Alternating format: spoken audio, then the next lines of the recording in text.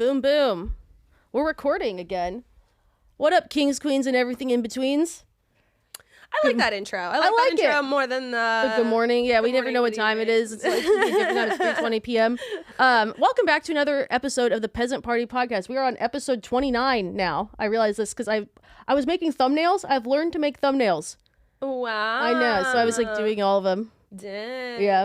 Crazy. We got to do a big thing for episode 30. Yeah. Dirty 30. Dirty 30. Yeah, we'll figure that one out. But yeah, I'm stoked to be back here in studio. It is a new year. Happy January 2nd of 2024. And I have two returners here with me. At this point, they're no longer guests. They are residents, peasants, co-host peasants. So why don't you guys introduce yourself? Reintroduce yourself. I'm Annabelle. You know who I am. I'm Buddy Pearson. Hooray! So how was your New Year's? How was everyone's New Year's? We're gonna ask. Oh my God, my New Year's was a freaking circus, honestly. It was fun though. Yeah, I went to, sorry buddy, to fucking steamroll over.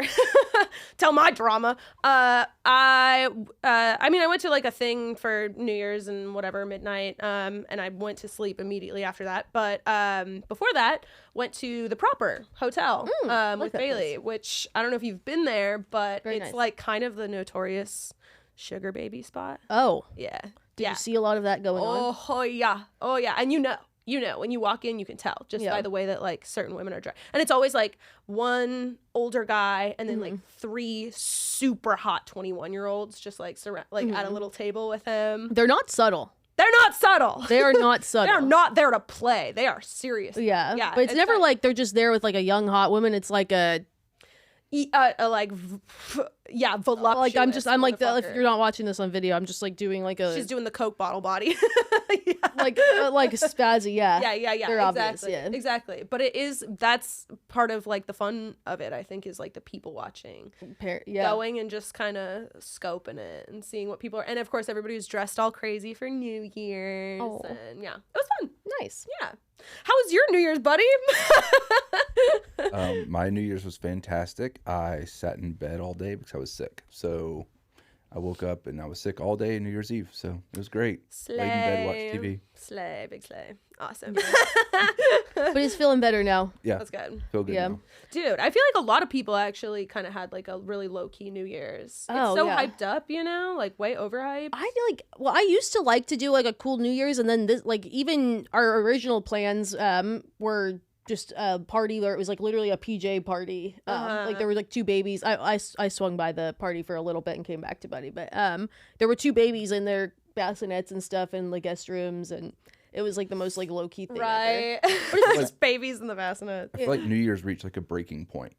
Like it used to be the fun thing to do, and then it started to be like $150 to get into this party. Exactly. And you have to buy a $200 outfit, and you need to have bottles, and it's such a big deal that people are like, insane. It's like with everything, with fashion and everything, it like goes up so high that you can't keep up anymore, and it plummets down. Now it's like PJ parties, just hanging out with friends. Culturally, and eventually it'll pick back up. What's the craziest New Year's that you've had? Have you ever spent $150 to go to a bar or anything? 1 year when I was back home, we had a friend that owns like a nightclub, and we had like a table for New Year's, and we all went and got like new suits and everything. It was fun. We have like fun pictures from that night, but kind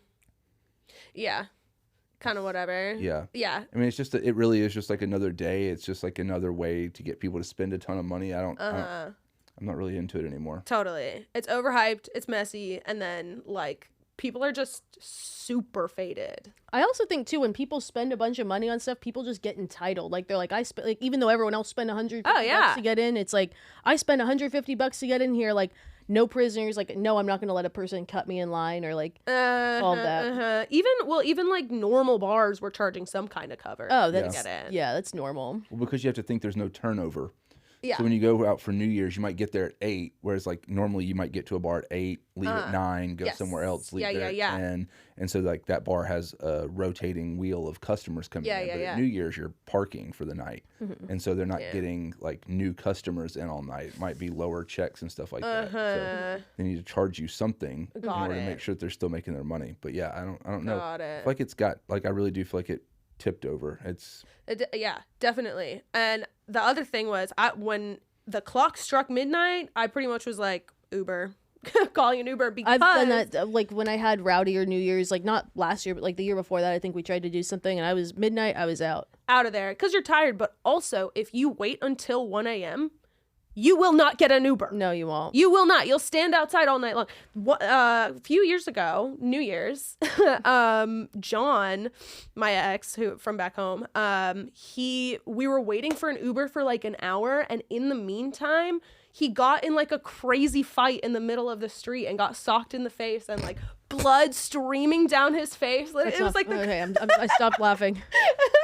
No, he's fine. He's all good. He loved it, dude. We took pictures. It was cool. Yeah, it's for anybody that's listening and is like, Annabelle's a toxic queen. If we're laughing at that story, I am. This guy is totally fine today. No, he's fine. He also thought this was also a person that found this kind of interaction hilarious. Yeah. For better or worse. He did it for fun. Always looking for shit. So we're in a new year. We're January 2nd, 2024.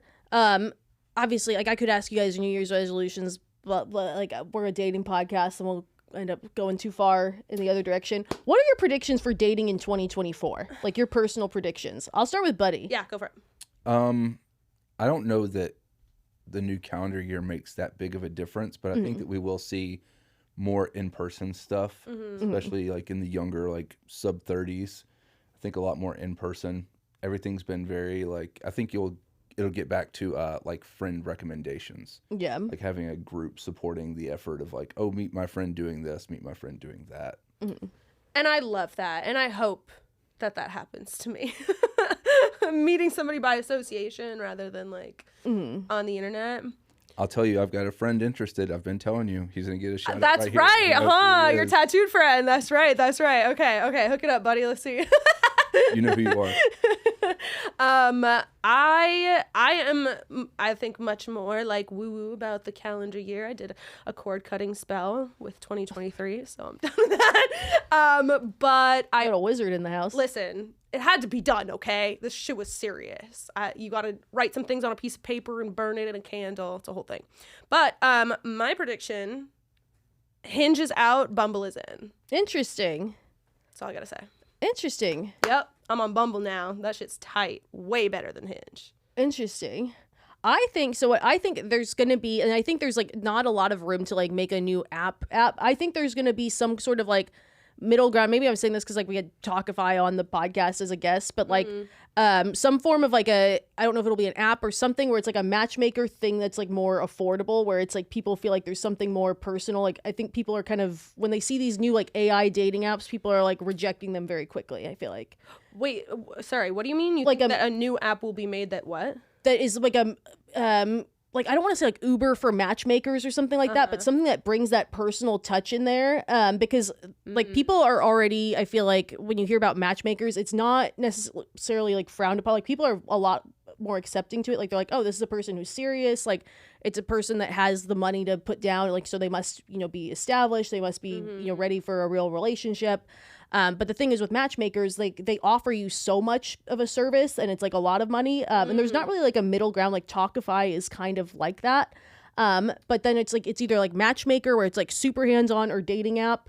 It's like, I feel like there's going to be some sort of like in between, like someone's going to try to figure out an in between. Like a lot of dating apps are trying to do like, ooh, like let's have AI do all these things for you. And people are kind of like, no, I don't like that. I think people want to bring that like, that friends recommending people or like someone that knows you into a more technological space.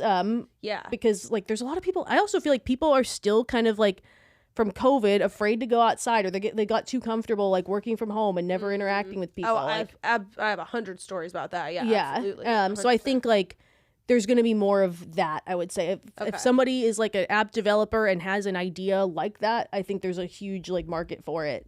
If you can do it right. Yeah, you'd have to, it would have to be a really like developed idea, I think. What's the one? It's kind of recent, but like you're supposed to upload videos of yourself and you can't put a filter on it.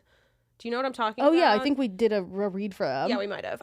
The reason I don't think that would work is because, like, people are too cringed out about their own selves. Like, people are too embarrassed about their own selves to be like, oh, if I have to upload a thing where I have no filter and I'm just talking to my camera, like, it's in theory, it's like, oh, yeah, when I'm looking for a potential partner, I want to see their organic self. But for me, I'm like, ugh, I don't want to doing, like, just this, like, sit in front of a camera and, like, for lack of a better term, like, you know, like, I don't know, like, it feels like one of those, like, like the terrorist threat videos where it's like you sit in front of a camera and you're like, hi. It's like a hostage video where it's like, hi, like, please rescue me. Please wire $1 million to the Taliban.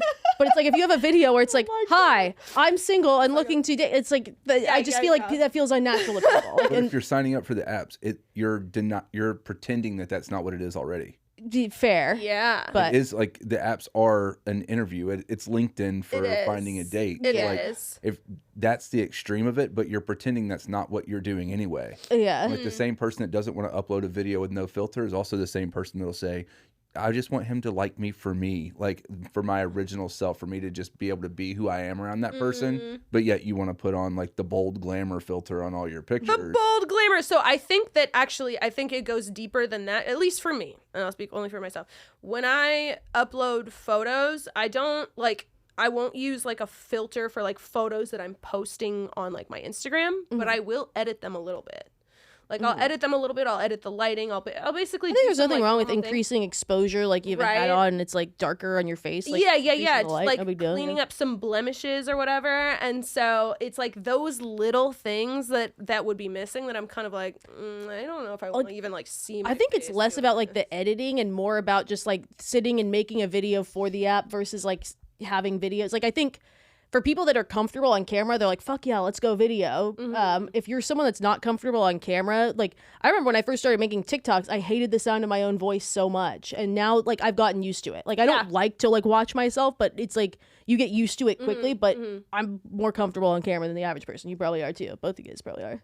Now I am. Yeah. But also, we were both theater kids, so. We were. Fun fact about us. I ain't scared. Yeah. I think those are good predictions. But you know who else made predictions for 2024? And that's what we're going to do. We're going to go through and roast the biggest dating trends of 2024 according to dating app experts. And this was published on December 28th, 2023. The year was wrapping up in Women's Health, I believe. It looks like it's being circulated a lot of places. But basically, they say that the first Sunday in January, which was 2 days ago, has long been dubbed Dating Sunday or the Dating Super Bowl because it's the busiest day of the year in online dating.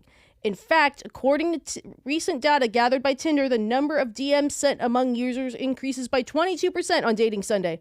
Great, we give it a freaking name now. No kitschy buzzwords. And the average response time speeds up 19.4 minutes faster, and this momentum tends to last through Valentine's Day. With Tinder reporting that users send 58.7 million more likes between New Year's Day and February 14th than the rest of the year. There's no question that it's babe hunting season, so let's see what the predicted trends based on member surveys, user activities, and experts with their ears to the ground have picked up for early 2024. Okay, let's see what they are. So trend number one, or claim number one by Women's Health, is that it's okay to enjoy the ride. Basically, this point says that in 2024, singles will stress less about finding lifelong partners and allow themselves to live more in the moment. 69% of 4,000 Gen Z members surveyed agreed that as they get older, following a conventional relationship timeline matters less to them, according to data from Tinder. What do you guys think about that? That's already what they're doing. Yeah. Like, conventional timeline's already gone. Like, I think that conventional dating strategies have been gone. That's like, I don't think that's new to this year. Yeah. I guess it's just they're progressively like going. But you think that they might come back? Is what you were saying? I think we will, just like we were saying with New Year's, it'll reach a boiling point where people are like, right now it's like there's more people single than ever before. Less people are dating. Is that true? More people what all are the statistics say that people are seeking out single, being like single completely or just unmarried. I think the stat would they use census data for it, which is marriage. But that's probably reflected. I do think it probably trickles down. But but I think that eventually we'll get to a point where people want those things and realize that like the fun time is over, so to speak. Like it's fun to have hot girl summer and all that kind of stuff, but like eventually you realize you've only got so many summers left. Like you want the family, you want that stuff to start happening. So I think that we see it move towards that. But I think that first one was really silly when I read it, because I think that's something we're already experiencing. Yeah, I think more. Yeah, I think so. I also think Gen Z, like if we're thinking broadly Gen Z, like that's probably the wrong demo to ask, because like the youngest of Gen Z is like, I think there's my brother's a Gen. So the youngest of Gen Z is still in college. Like college kids aren't thinking, like if you ask a college kid, when do you plan on getting married? They will probably say, like, I don't at all. Like, some of them will. That will change their mind, years later. Like, if you ask a 27-year-old, would be, like, would that be a millennial or would that be older Gen Z? But if you ask, like, a young millennial, like, someone, like, getting close to 30, like, I think it would be a different answer. Can I give a personal anecdote that pissed me the fuck off the other day? Okay, so I was seeing this guy pretty casually. I was, like, obsessed with him. Met him on Hinge.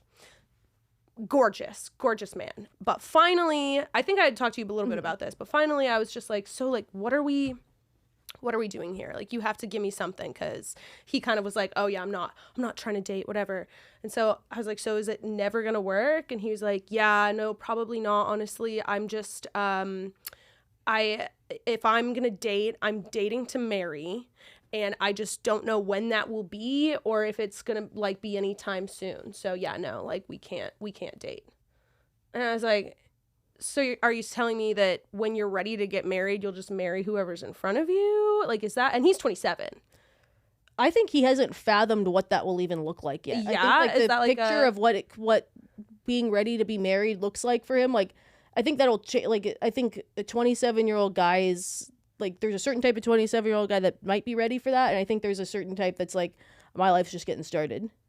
I think he's just saying, like, I'm not ready for that now, so, like, when I'm ready for that, I'll date to marry. Right now, I'm just having fun. So like, I read it as, you're not marriage material, so I was like, no, I think that's, you took it personally. I think he's saying, like, when I'm not ready for marriage right now, but when I'm ready for marriage, I will date to marry. Okay. But I feel like he's saying, like, it's basically like your high school boyfriend. Like, your high school boyfriend in most cases is not going to be the person you marry. Yeah. So like dating when you're that young, you could say is pointless unless you're just wanting to have fun. Yeah. Like serious relationships under a certain age or certain investment are pointless. So he's just saying, like, I'm just having fun, because actual dating should lead to marriage, and I'm not ready for that. Crazy. Do you believe that? Actual dating should lead to... I mean, like, I think actively going on dates is dating, and so... Right? I'm like, what? So what? We can't just go on dates and then we decide? Like, if like, I don't... Well, hadn't you been going on dates? We had! So we were dating, I guess, yeah. Yeah. I just can't. Yeah. Anyway. You would have probably called it a talking So you think I can get him back? I'm trying to get him back. No. I think there are other fish in the sea.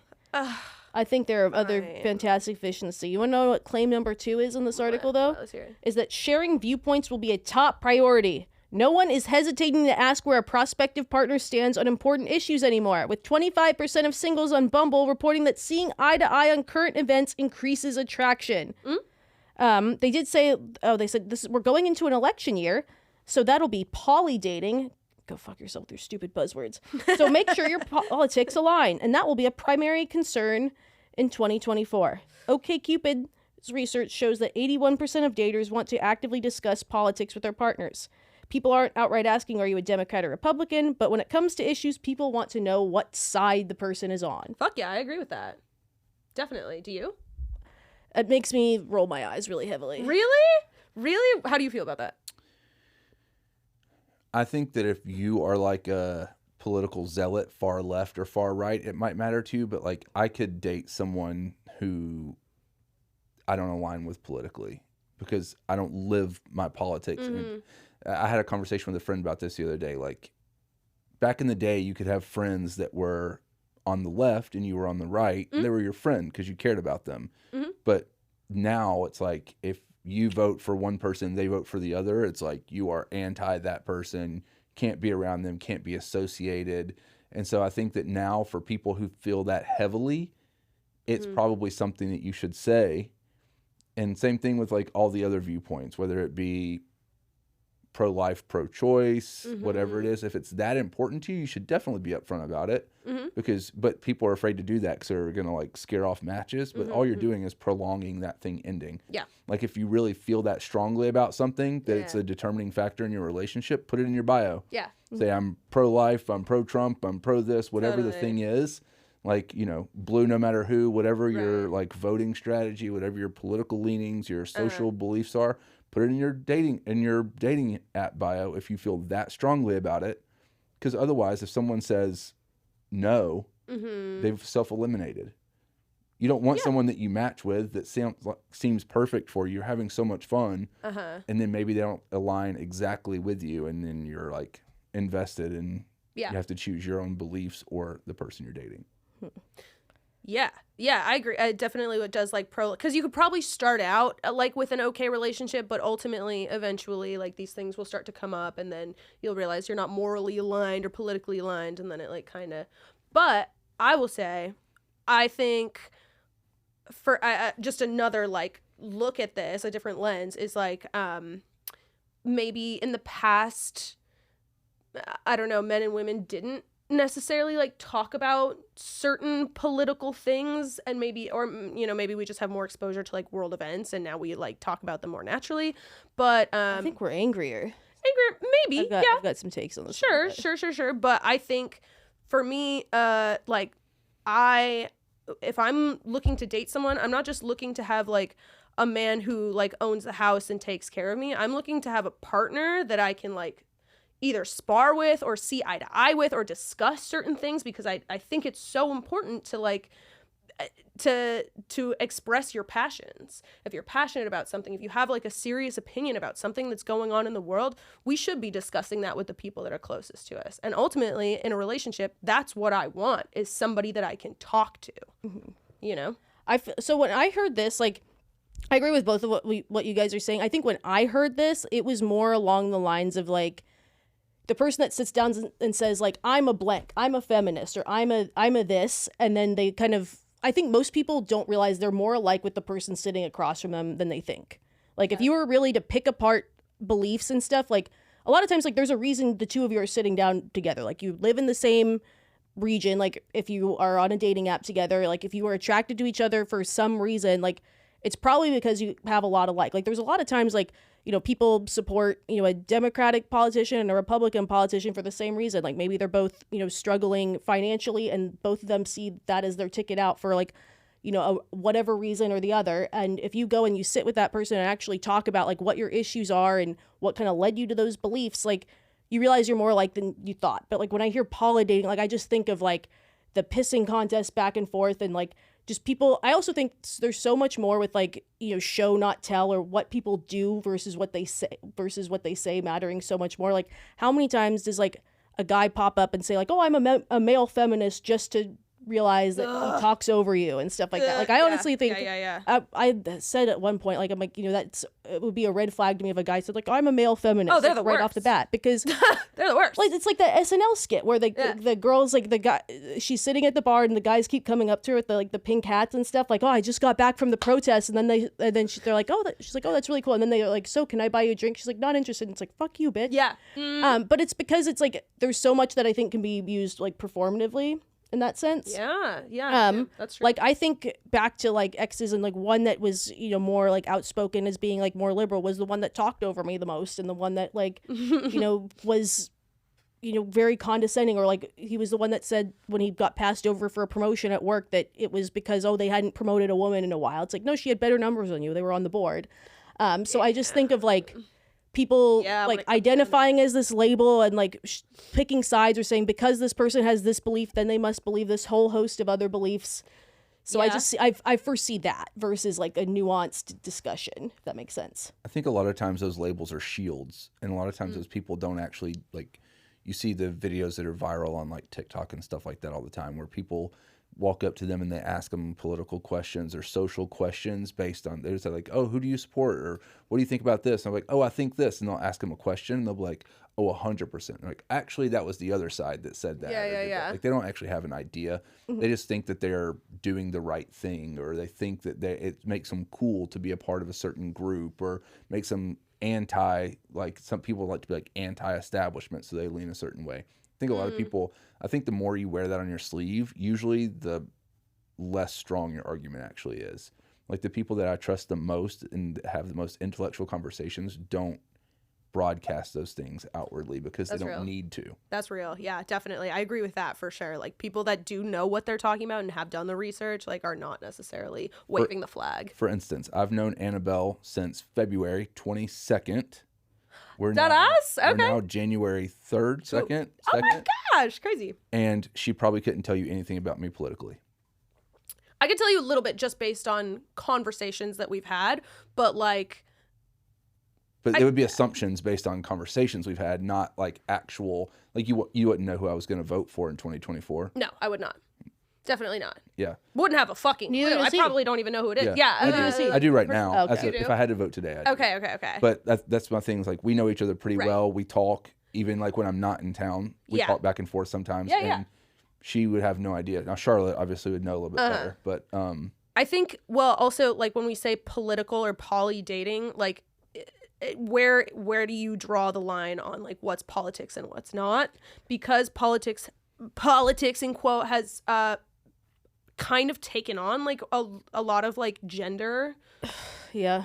You know, like I think sometimes people like, yeah, of course they make assumptions pretty much. Right. But like as a single woman in a popular city, would you rather have someone that cares about you, takes care of you, listens to you, is respectful, supports you, but you have different opinions? Yes, I would.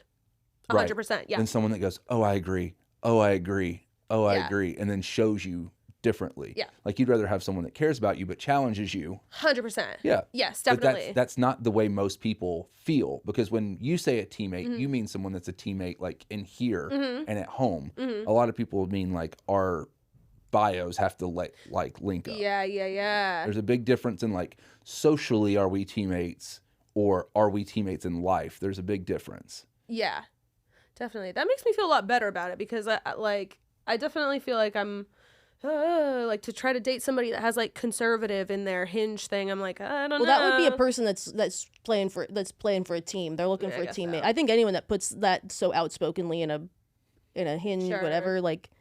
But they're playing for a team. They're playing for a team. They're looking for that kind of teammate. Yeah. The third claim that this article makes is that armchair diagnosing is out. I really like this one, and I really hope it's true.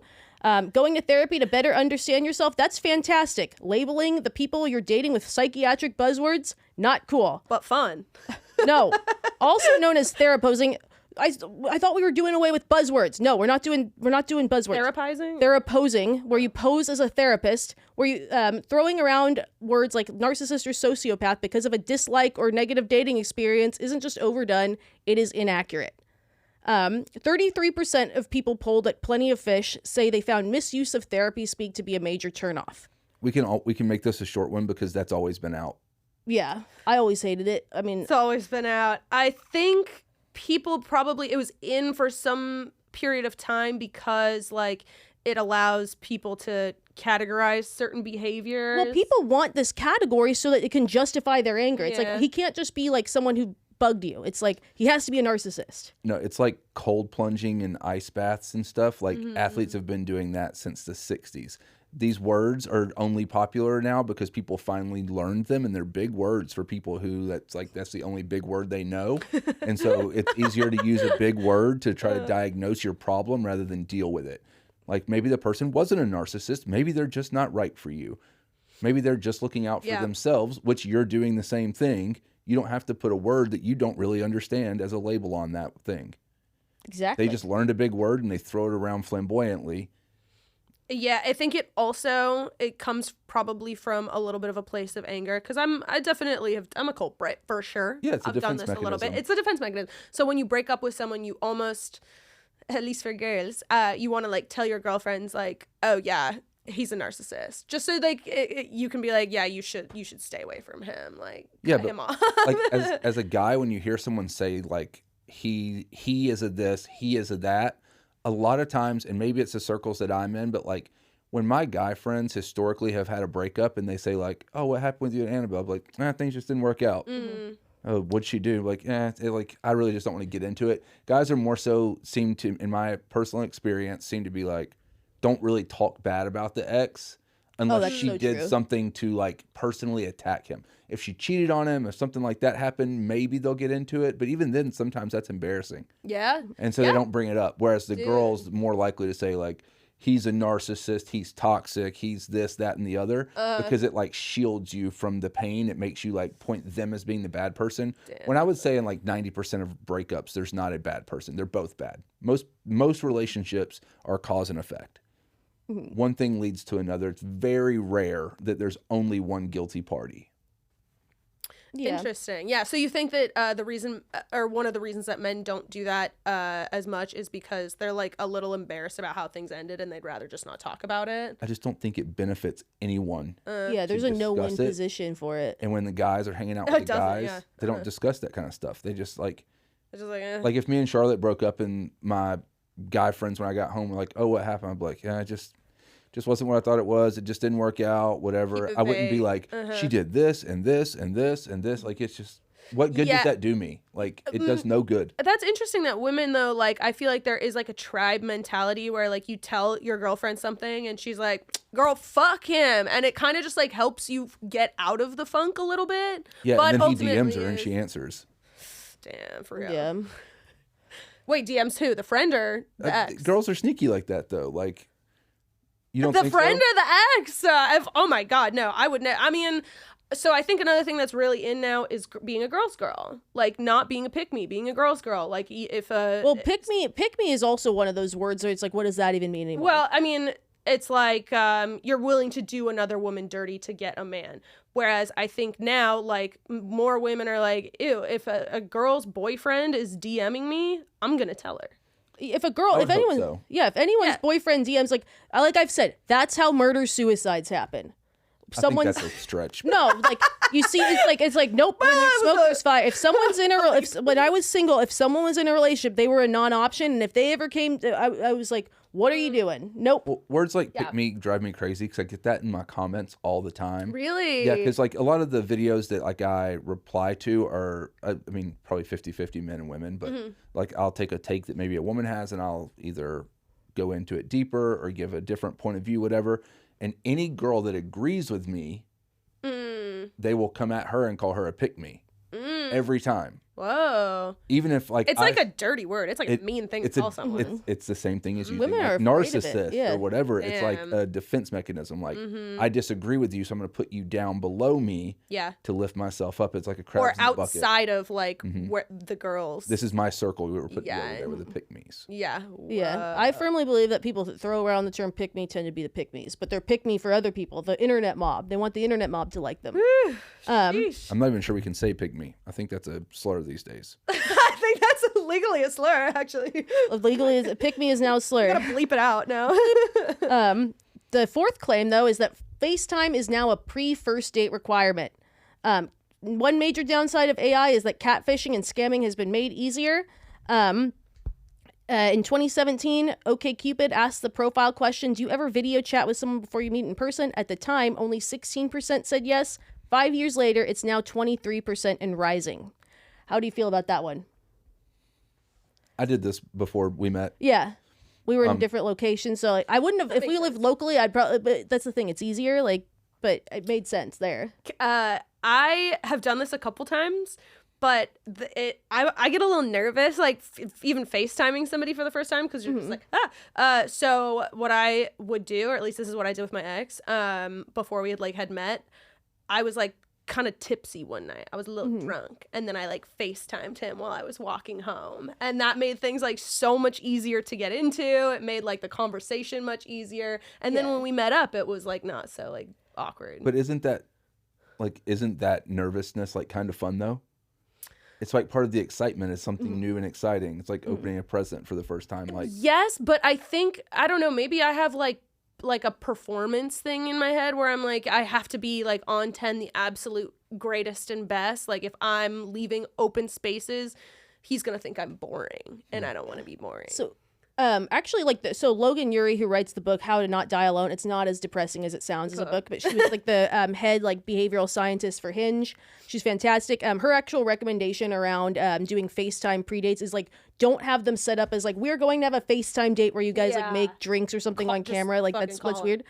Do something like make it casual where it's like, hey, like, you know, like you're writing out a long text, like, oh my gosh, what I'm writing you is so long. Do you mind just like hopping on FaceTime and just voice making memos. it seem like, you ever do voice memos? Voice memos are kind of fun too. Voice memos are fun. But like, yeah, I think she's like, oh, like, can you hop on FaceTime real quick? Or like, oh, like, or say like, yeah, like you're walking home, or like make it more casual and then you get used to it. But yeah, like coordinated, like we're going to have a FaceTime date. Like, let's play like a virtual game. Like, it's kind of awkward, I would say. Like, feels very COVID, but like, It is. Or another kind of way that I've gotten around it a little bit is like, if you're gonna hang out, when you're on your way, just call them. Just call them and be like, hey, like I'm almost there, or something like that. Or like, hey, I'm gonna pull up soon, like looking for you. Just so that you have a little bit of like their voice and your voice on the line. But then you're already on the date. I think it's like that. Like, do we go on an actual date You're right, FaceTime? You're right. What do you think? Yeah, I mean, like I said, I've done this before. Yeah. So I think it's great. It's easy. It does break the ice. It doesn't have to be long, though. No, it doesn't. No. 3 minutes. I think ours, like, I think what I said to you was we were like Instagram DM, which is where it always goes. You go TikTok, and you follow the person on Instagram and stuff. And then I think it was like, oh, it's probably easier if you just text me. And then it was like, I think you noticed, you're like, oh, this is you giving me your number. Yeah. And then it was just kind of like, oh, we should FaceTime. I was probably a little buzzed for that too. But that was how that went. Claim number 5, and I think this is just a straightforward one. Singles over age 50 are now on the apps too. Age 51 plus is now the fastest growing community on dating apps, increasing by over 200% since 2021 and over 60% since 2022. Thoughts on that as people that are not close to 50 yet? That's sweet. Golden Bachelor. I think that's great. I think that's wonderful. I think it's probably really hard to date organically when you are over the age of 50. I'm sure it is. Yeah, I mean, I think the younger you are, the less you should be on apps. Like, you are still going to bars, you're still going to the coffee shop, you're going to the gym, you have more social circles, like friends that are willing to like introduce you to people. As you get older and your life becomes more singular and it's just you, especially if you are single, it's probably easier for the apps. Yeah, definitely.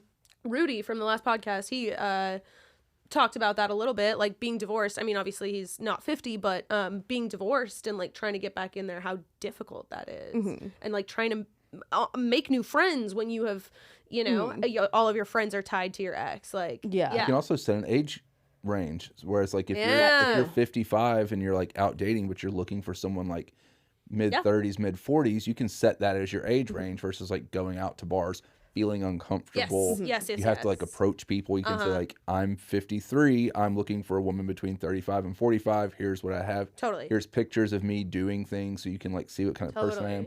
I think it's probably, I would say that it's more, I would recommend it more to an older person than a younger person. Yeah. Yes. The younger person asked me, I'd say, get off the apps, go and like live your life and things will happen around you.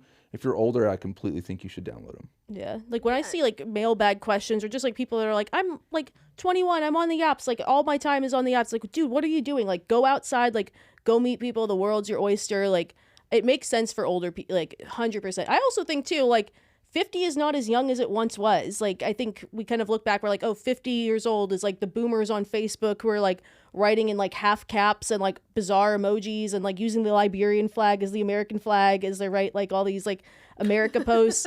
But those people are now like basically like close to 70. Like the 50-year-olds are not that old. Like if you go and like see a 50-year-old now, I'm like, that's true. Oh, this person's not that much older than I am. Dude, Paco is 48. Paco does not feel 50. Like 50-year-olds are Gen X. Like they are still working. Like they're working at tech companies. Like maybe they're they're a little bit older and stuff. But like it's not that 50 is not this like old age that it once was. So I think that's true, huh? Or maybe it just doesn't feel that way to us. Cause Tinder is 11 years old, and so they would have been like what in their late 30s or like 40 when Tinder first released. Yeah, I think it's totally normal. Like Match.com would have been well around when they were younger. Yeah. Sheesh. Yeah. Is that all of them? No, there's a last one. The last one is location isn't a deal breaker. Plenty of Fish has found that members are increasingly willing to travel or even relocate for the right person. 23% of those surveyed said they've expanded their profile search parameters to include locations they find geographically desirable. With an increase in nomadic working, you're not tied down to any one place if you don't want to be. People are connecting further and willing to consider living somewhere else if they meet the right person. We expect to see more of that happening.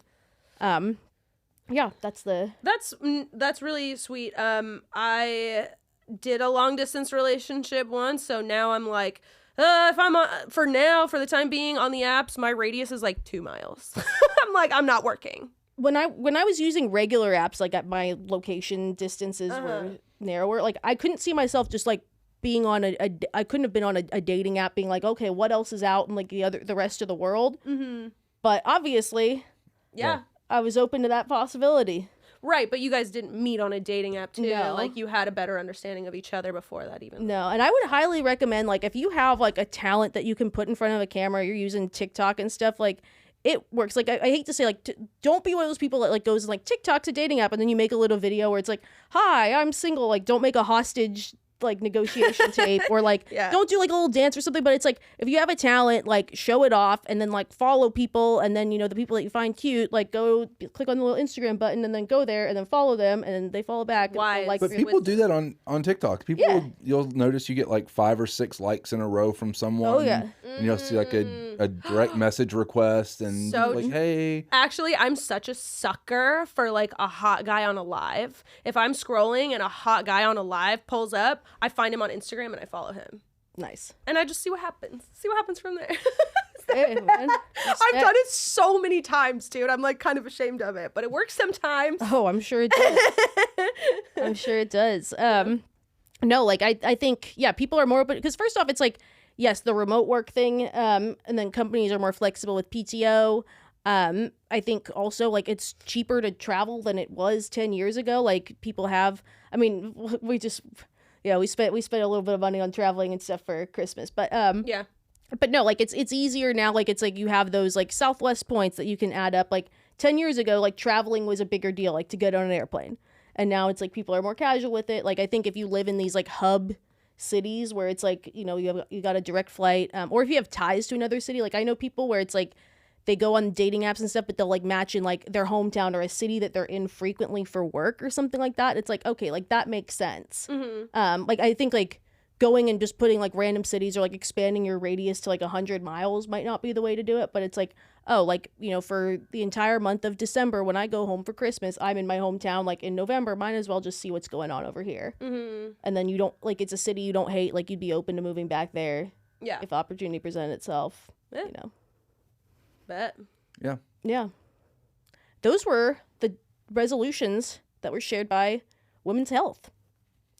Yeah. Slay. I agree with most of them. Fun fact, I'm going to be a contributor in an article that's coming out very soon by Business Insider. Shut the hell up. Yeah, they called me to ask about using LinkedIn as a dating site or not. Yes or no.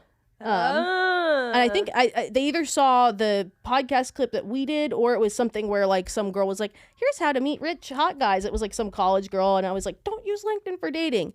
She definitely had an angle with it because she was like, do you feel like it's mostly men that are doing this? And like I actually highlighted that it was more around the blurred lines between like, because LinkedIn has evolved a lot as like a social networking site. Like LinkedIn used to be like you had your resume. Now there are LinkedIn influencers who like post personal life updates and stuff like that. There are some people that are on LinkedIn where it's like they are clearly like OnlyFans creators of some sort, and you see the thirsty comments and stuff. And like, so I'm like, I think the lines are blurred of like social versus professional on LinkedIn itself. So I'm like, I think it's that. I think it's also, I actually said like, I think it's people that maybe wouldn't use LinkedIn in their day-to-day at work that are probably like are probably using it as this avenue for dates and stuff versus like just like a man thing. Like I think people that like, you know, would have had LinkedIn anyway, or like, oh, like you don't cross that boundary, but people that are like, oh, this site exists where you can just like find more people, like, okay, haha, I'll put my resume on it. Like those people are the ones that are doing it. That was my take. But I'm excited to see that article come out. Like we had a nice conversation while I was at the nail salon. That's so cool, dude. Yeah, we'll see. That's awesome. Yeah. Crazy. So I'm excited to see how that comes out. I hope they don't turn my words into something else, but she was pretty nice. They make you sound all crazy. That would be actually kind of hilarious. But yeah. Dang. Any other updates that any of you guys have before we close this one out? I don't think so. Are we excited for 2024? Sure. No! What the Just kidding. Just another day. I am. Just another day. Happy Tuesday, everyone. Ciao. All right, we'll catch you next time. Woo woo.